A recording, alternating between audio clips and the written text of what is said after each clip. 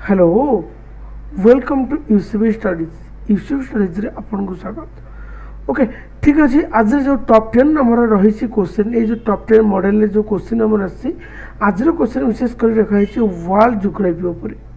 Okay question विशेष कर आज रही world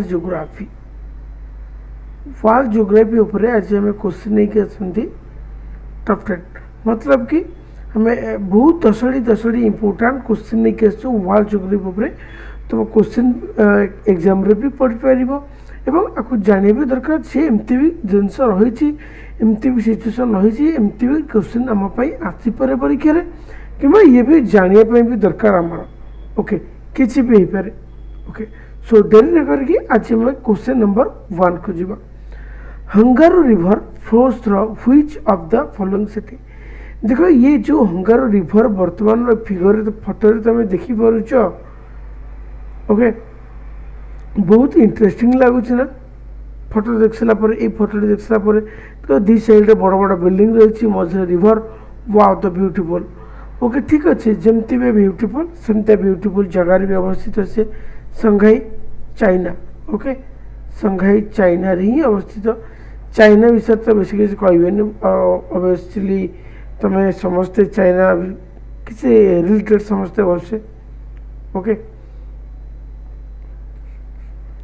next question question number 2 where is Copacabana beach located. Copacabana beach भी देख पहाड़ भी अच्छी बिल्डिंग भी अच्छी बहुत इंटरेस्टिंग लगुच बीच को देखला पर फोटो विशेष कर देख सारा पर बस आर लोकेटेड कौटी। अच्छा लोक यहाँ आउट कथा कह रखुच्छे जो कापाकबना बीच हूँ ये कापाकबना बीच कौटी कौ रिभर उपर मुख्यतः कि सॉरी कौ ओसेन उपर कि आसी ओसेन जब कहटा हूँ Atlantic. Okay Atlantic ocean Atlantic ocean ये जो ओसेनटा तो बीच एटा बहुत सुंदर बीच गोटे बहुत सारा भी लोक भी बुलापी जाती बहुत फेमस प्लेस मध्य। ओके अवस्थित कौटी Rio de Janeiro Brazil.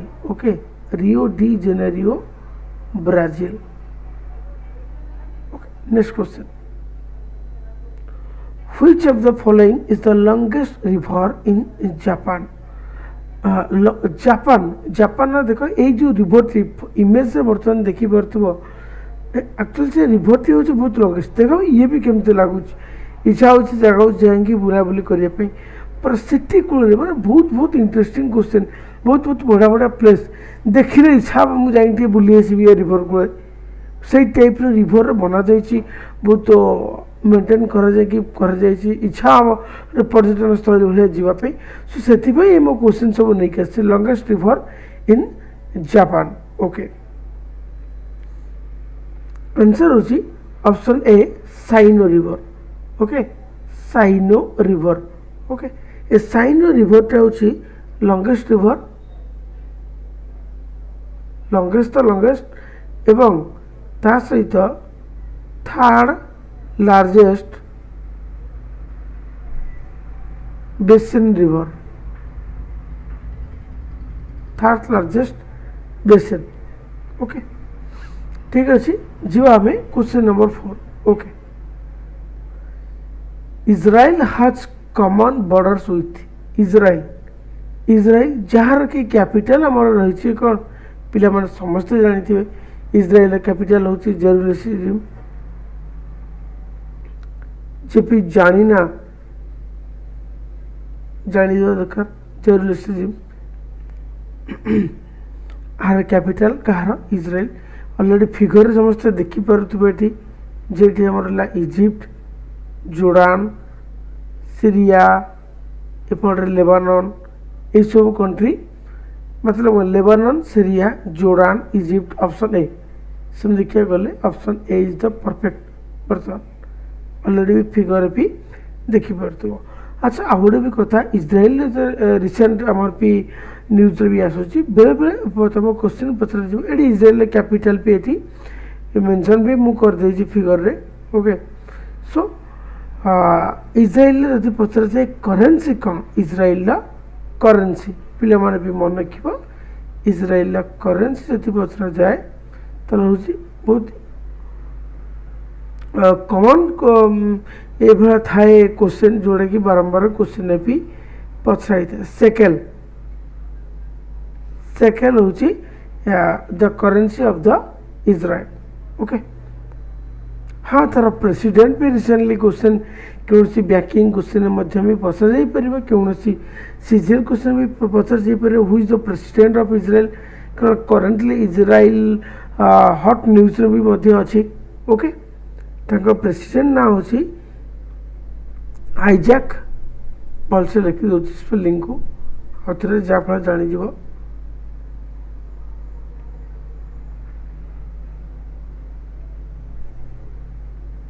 Isaac heroes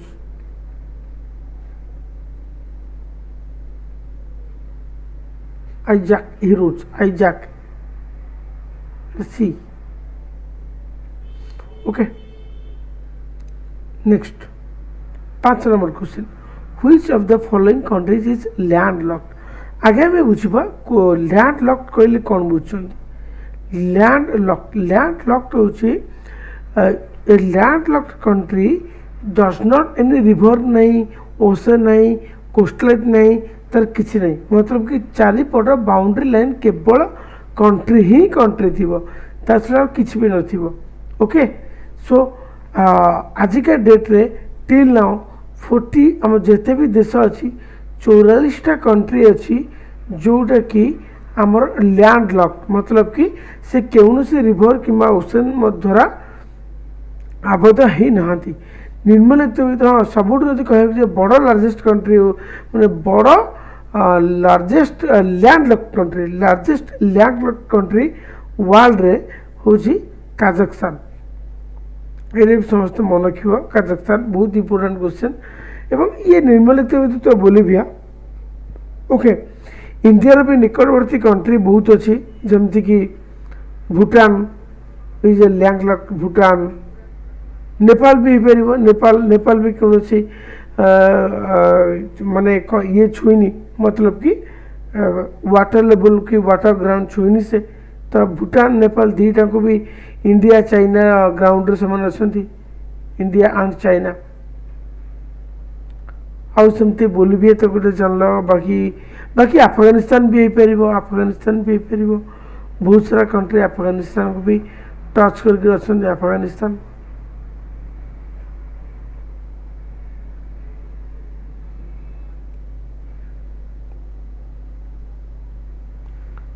Afghanistan Zimbabwe भी हो पार जिम्बाब्वे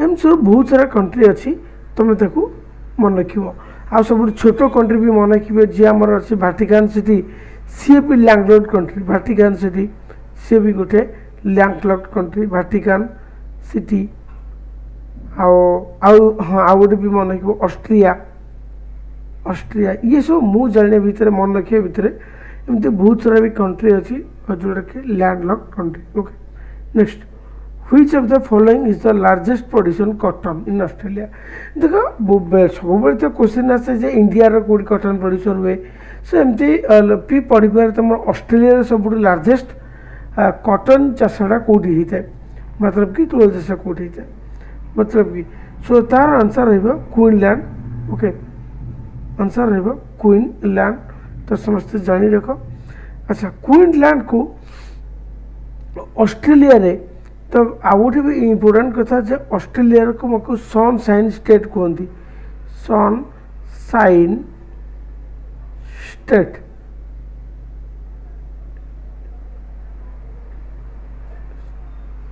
सनशाइन स्टेट ओके आपको मन रखिए सनशाइन स्टेट ऑफ ऑस्ट्रेलिया भी पचारे तुम्हें क्वींसलैंड भी मार किसी असुविधा नहीं ओके नेक्स्ट